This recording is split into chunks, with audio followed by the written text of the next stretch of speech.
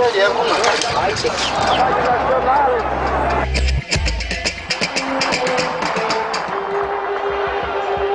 trabalhador brasileiro possui hoje seu código de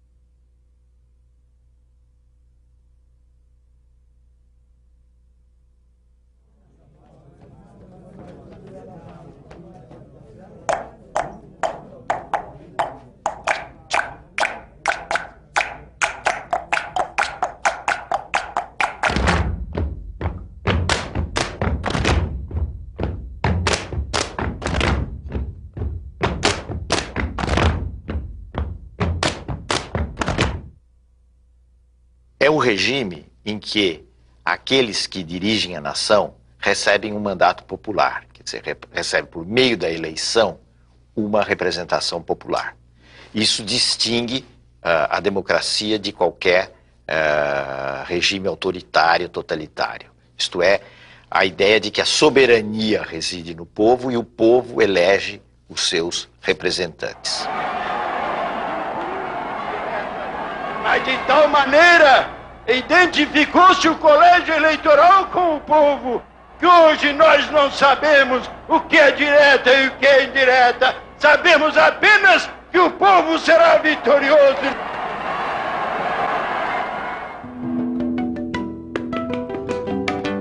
A morte do Tancredo levou à chegada ao poder do vice-presidente, que tinha sido eleito, José Sarney. Na realidade, o Sarney assumiu em meio a muitas desconfianças políticas, porque havia uma diferença sensível entre o presidente eleito e o vice. O Tancredo era um homem moderado politicamente e que vinha longamente combatendo o regime autoritário. Então ele tinha um crédito de confiança grande.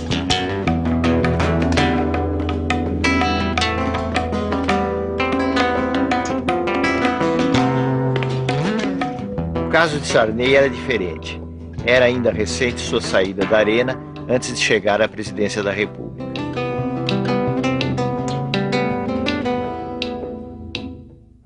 O Sarney manteve o SNI, o Serviço Nacional de Informações, como um órgão que vinha da ditadura e que ele entendeu que poderia ser adaptado a um outro contexto. Isso também provocou muitas críticas. Mas, na verdade, a gente pode dizer que o aspecto mais positivo do governo Sarney foi exatamente garantir um clima de liberdades democráticas. No plano econômico, o governo Sarney teve muitos aspectos negativos. O Brasil carregava problemas que vinham já de antes: descontrole financeiro, inflação enorme, déficit público, déficit externo. E Sarney teve, em razão disso principalmente, sofreu uma queda muito grande da sua popularidade. Isso levou à adoção de um plano, que foi o Plano Cruzado.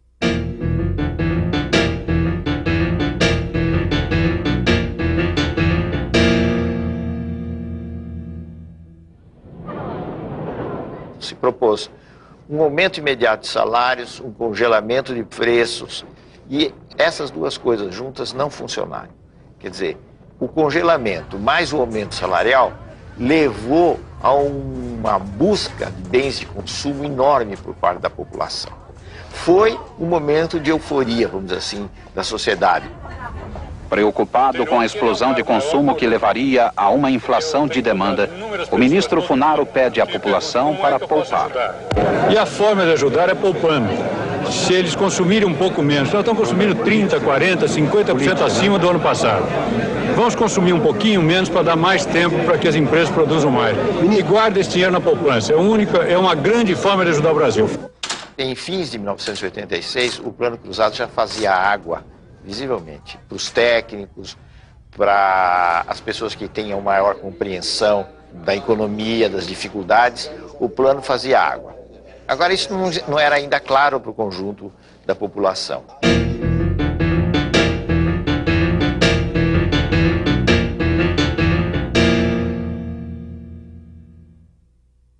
Brasileiras e brasileiros, boa noite. Amanhã é uma data histórica para o nosso país. Será promulgada a nova Constituição brasileira. A gente deve identificar algumas coisas positivas e várias coisas negativas na Constituição de 88. A nação quer mudar. A nação deve mudar. A nação vai mudar. A Constituição pretende ser a voz, a letra, a vontade política da sociedade rumo à mudança. Que a promulgação seja nosso grito. Mudar para vencer. Muda, Brasil! Muda, Brasil! O aspecto positivo foi o aspecto de querer assegurar os direitos dos cidadãos de uma forma muito ampla. O direito de obter informações nos órgãos do Estado, por exemplo, o direito das minorias, o direito dos índios, como nunca existia no passado, foram alguns exemplos dos lados positivos da Constituição. O lado negativo foi o detalhamento excessivo da Constituição. Quer dizer, a Constituição entra em detalhes de direitos trabalhistas, de direitos de maternidade, etc., que não são questões próprias de uma Constituição. O senhor votou em que nome? PRD. Partido Democrático Popular. PDP? PDP. SDB. Do ponto de vista partidário, as alterações que ocorreram foram uma cisão no PMDB, com a formação do PSDB. O partido é como que um cais. Os que chegam são motivo de alegria. Os que partem, de saudade precoce. Nós vamos ser um partido da reforma social, sim. Nós vamos fazer as reformas. O governo anuncia o Plano Cruzado 2. Além de medidas de estímulo à poupança, o novo pacote trouxe novos preços e mais impostos. Os mais atingidos com as medidas compulsórias são os assalariados de classe média. Despenca da noite para o dia a popularidade do governo.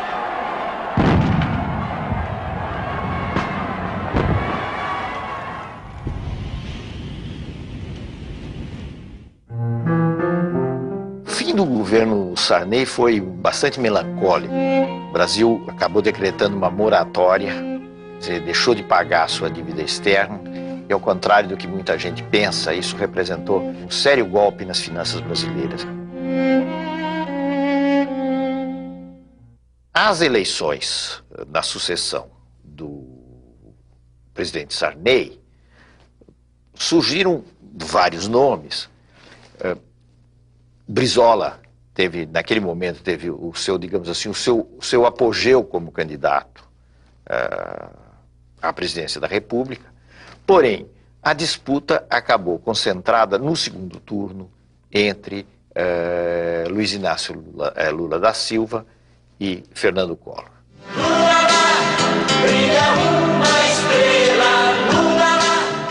Lula era uma figura que vinha do movimento da luta dos trabalhadores do ABC, um importante líder sindical, ganharam um prestígio muito grande e, tendo como instrumento o PT, o seu partido, o Partido dos Trabalhadores, chegou a ter uma dimensão nacional que àquela altura era bem maior do que o próprio partido. Se nós não soubermos nesse instante saber quem é que está querendo que a sociedade brasileira avance e quem é que está querendo promover um retrocesso na sociedade, o povo brasileiro poderá cometer um equívoco muito grande nas eleições de 89.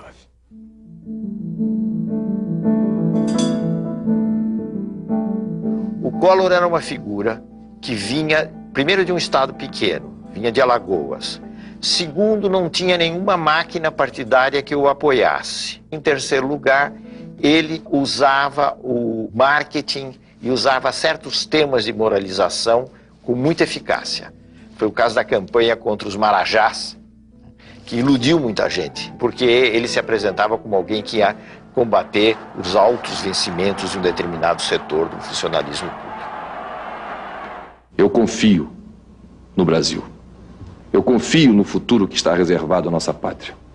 Com trabalho, com experiência administrativa como eu tenho, com coragem, com determinação política e no exercício da autoridade de presidente da República, nós haveremos, com a ajuda de todos aqueles que desejarem se incorporar nesse processo, de construir um Brasil novo, de construir um Brasil melhor, de construir um Brasil de que se orgulhem todos os seus filhos. Boa noite, minha gente. Esse foi um embate muito renhido e, como nós sabemos, o Collor acabou se elegendo presidente da República. A posse, em 15 de março de 1990, foi um luxo, reunindo representantes de várias partes do mundo e enchendo de esperanças os corações de milhões de brasileiros. Aos descamisados, aos pés descalços, àqueles que querem justiça social no país para poder viver dignamente. Todo mundo dizia que ele vai fazer alguma coisa com a economia, porque havia um desarranjo geral, a inflação estava num nível absolutamente insuportável, era preciso fazer alguma coisa. E Collor dizia, eu tenho uma bala só do combate à inflação.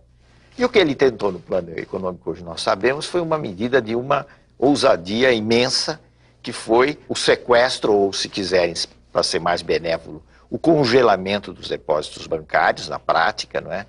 E, inclusive, abrangendo poupança, outras formas de rendimento, etc. O plano Collor provocou um choque, vamos dizer assim, na população. Houve realmente uma queda pronunciada da inflação, mas essa espécie de plano milagroso, ao longo do tempo, foi se revelando muito menos milagroso e conduzindo o país às dificuldades econômicas. Primeiro, a uma recessão. A recessão poderia até levar a um reequilíbrio, mas não houve sequer tempo do reequilíbrio, porque o Collor foi tomado por uma onda de críticas no plano político que acabou levando ao impeachment. Na verdade, o governo Collor combinou medidas modernizadoras com um imenso grau de corrupção. O escândalo da corrupção gerou um movimento formado principalmente por jovens de classe média, exigindo o impeachment do presidente, afinal aprovado pelo Congresso.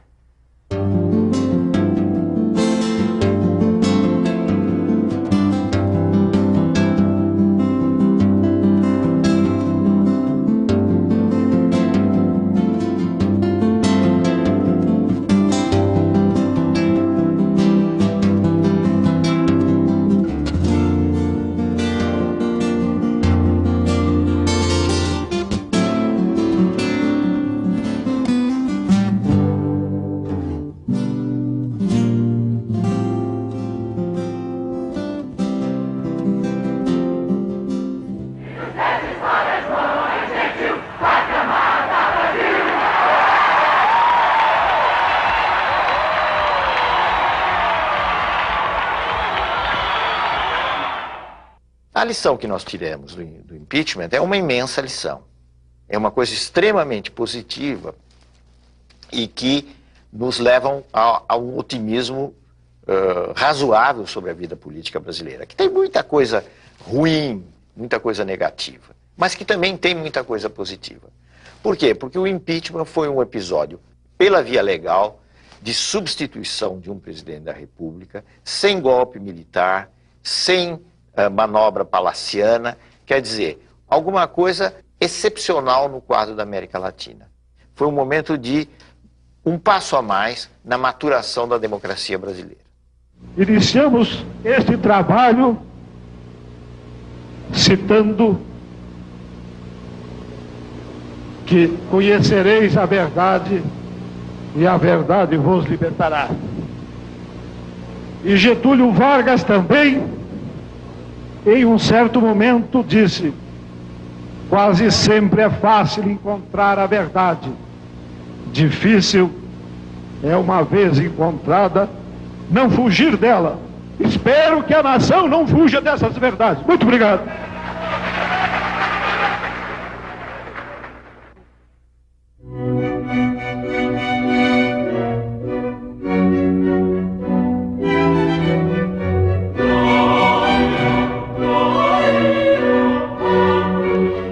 No plano mundial, um dos acontecimentos mais importantes e que se reflete em todos os países, portanto no Brasil também, foi a crise da União Soviética e o fim da União Soviética. O fim, simbolicamente, foi representado pela queda do Muro de Berlim. Com o fim da União Soviética, a crise na Rússia, o que nós tivemos foi o fim da Guerra Fria, que dividia o mundo em dois campos e alterou muito as relações políticas no mundo, e o início de um processo que nós podemos chamar de plena hegemonia americana. A globalização é uma interpenetração, digamos assim, econômica e financeira que se dá em todo o mundo, não de uma forma igual, porque existe um centro hegemônico da globalização, que são os Estados Unidos. Mas eu diria que a globalização tem possibilidades positivas. O intercâmbio comercial, cultural entre as nações é em si mesmo um fator desejável, e tem riscos reais, porque a globalização, se não houver medidas no sentido de limitá-la ou de alguma forma regulamentá-la, a globalização tende a acentuar desigualdade entre países ricos e países pobres.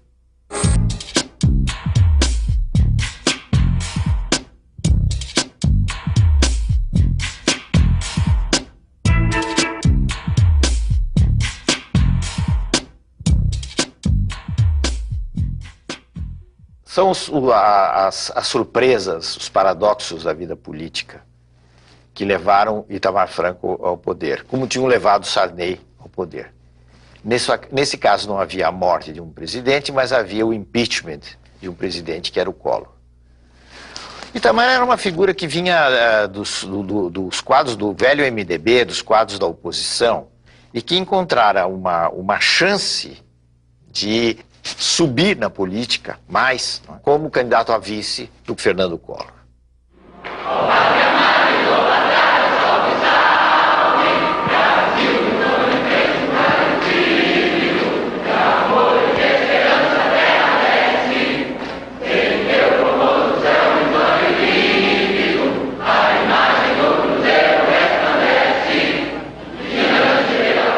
Compromisso do Presidente da República. Prometo manter, defender e cumprir a Constituição, observar as leis, promover o bem geral do povo brasileiro, sustentar a união, a integridade e a independência do Brasil.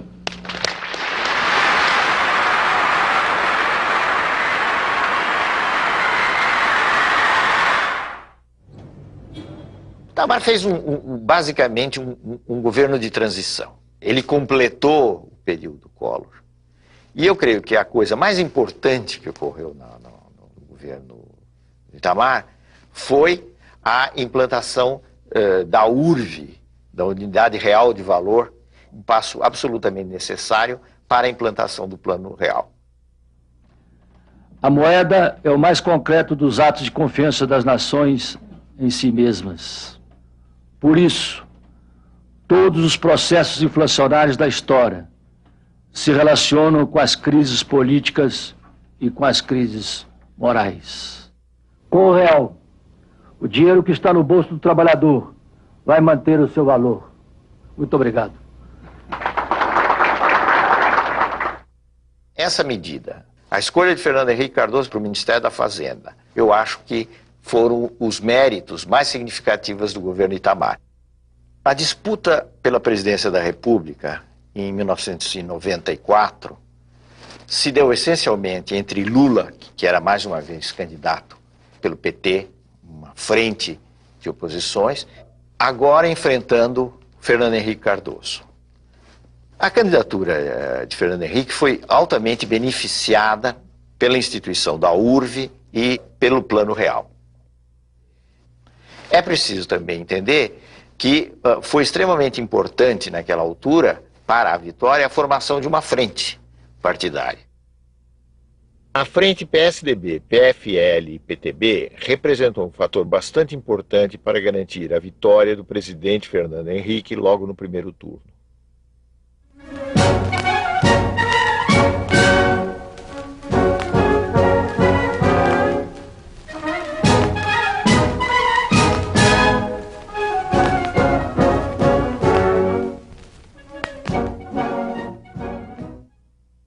O Plano Real apresentou muitas diferenças com relação a planos anteriores. Primeiro porque ele acabou com a chamada indexação da economia. Quer dizer, acabou com aquele circuito de que os preços vão aumentando em função da inflação, etc. Ele quebrou isso. Fernando Henrique chegou às 9h30 da manhã. Cercado de crianças, comeu pão com manteiga e tomou café puro. Foi interrompido para dar autógrafo.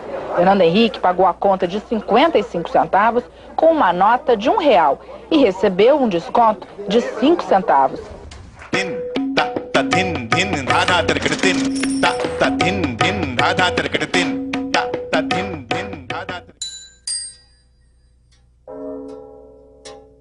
A partir dos anos 80, em todos os países da América Latina, ocorreu o que se chama uma crise do Estado, uma crise das funções que tinham sido as funções tradicionais do Estado.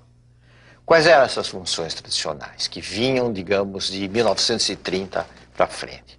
Eram as funções de um Estado que tinha um papel importante de financiar a economia, financiar o desenvolvimento econômico, controlar, ser dono, inclusive, de empresas nas áreas estratégicas, tudo isso levando a um desenvolvimento que tinha o Estado como eixo. No caso brasileiro, a tentativa de mudar esse modelo do Estado, tornando mais flexível, privatizando serviços, começou de uma maneira muito tímida no governo Sarney. Avançou algo no governo Collor, mas foi no governo Fernando Henrique que se deram as privatizações de empresas importantes. Declaro vendida as ações da Teleste Participações S.A. pelo valor de R$5.783 bilhões, com ágio de 64,28%. Então, as privatizações são um fenômeno dessa reavaliação, dessa mudança das funções do Estado, pensada em termos diferentes do que se tinha no passado.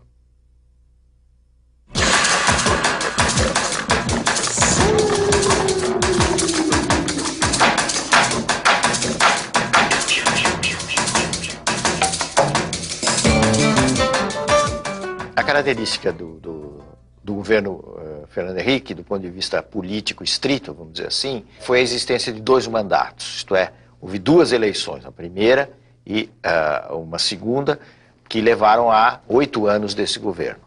A hipótese de reeleição não existia no nosso sistema republicano. Ela foi votada no Congresso, né, através de uma alteração da Constituição, e foi por via dessa alteração da Constituição que se deu a possibilidade de Fernando Henrique voltar a se candidatar em eleições disputadas mais uma vez contra Lula e que ele veio a vencer. O primeiro mandato foi basicamente a consolidação inicial do Real e as reformas da Constituição e a tentativa de fazer algumas reformas que são necessárias, da Previdência, da administração pública, etc. Bom, essa tentativa foi frustrada até certo ponto, porque a reforma da Previdência não foi feita. Então, eu diria que nós avançamos bastante no primeiro mandato, né, no que diz respeito à parte econômica, quebra de monopólios, etc. Bom, o segundo já foi caracterizado pelas turbulências da globalização, porque ele se iniciou sob a crise do México que foi em 98, 99. E foi uma crise atrás da outra. Então, qual foi o trabalho no segundo mandato? A despeito de tudo isso, manter o Brasil razoavelmente bem. Apesar das turbulências, crescemos pouco, mas crescemos. No conjunto, o mais importante para mim é outra coisa. É democracia e é um clima de respeito, de tranquilidade. Um clima que permitiu e permite que as pessoas exponham seus pontos de vista com toda a liberdade. Acho que isso é importante para que o Brasil possa realmente ser uma democracia, que não é fácil, por causa da desigualdade e da pobreza. As privatizações funcionaram em alguns casos, em outros não. Houve esse clima de maior responsabilidade do Estado, o gasto vinculado com a arrecadação, não se gasta o que não se tem, né? Isso é a lei da responsabilidade fiscal. Esses são os aspectos, digamos assim, mais positivos de todo esse período. Mas o governo Fernando Henrique Cardoso teve grandes méritos na projeção do Brasil no exterior, na consolidação das instituições e como exemplo de afirmação definitiva da democracia no país. Alô, Marciano. Alô, Marciano. Câmbio. Alô, planeta vermelho. Agora, o Brasil continua um país desigual, os níveis das diferenças não foram quebrados, isso não é fácil. Houve uma redução de desigualdades logo depois do Plano Real. O Plano Real teve esse efeito muito positivo, mas ao longo dos anos, a distribuição de renda voltou a apresentar os mesmos resultados negativos.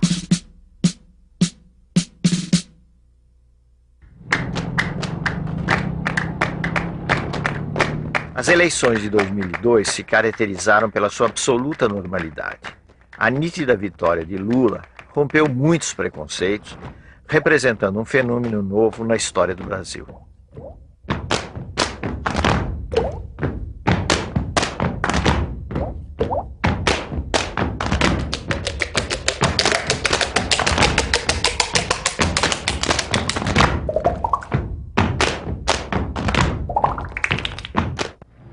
Eu não sou o resultado de uma eleição. Eu sou o resultado de uma história.